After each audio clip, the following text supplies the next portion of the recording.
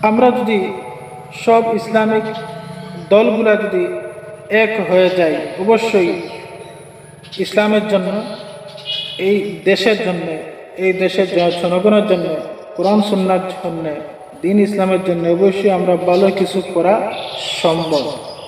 আর এখন যে বর্তমান যে উপযুক্ত সময় এবং সুযোগ এসেছে, এখন যদি আপনি, আমি বা জামাত ইসলাম, কওমি হেফাজত, চরমুনাই, যতটা ইসলামিক দলগুলো আছে, এই সময়খানে যদি আমরা এক না হই, তাহলে আর কোনোদিন আমরা এক হতে পারবো না। আর এই সুযোগে বাতিলরা বারবার তারা ক্ষমতায় চলে যাবে, আর এইভাবে ইসলামের উপর আঘাত আনবে, ইসলাম নিয়ে বাজে কথা বলবে, আর এইভাবে আমাদের ভাইদেরকে নিয়ে ধরে ধরে শহীদ করবে, ফাঁসির মঞ্চে তুলবে।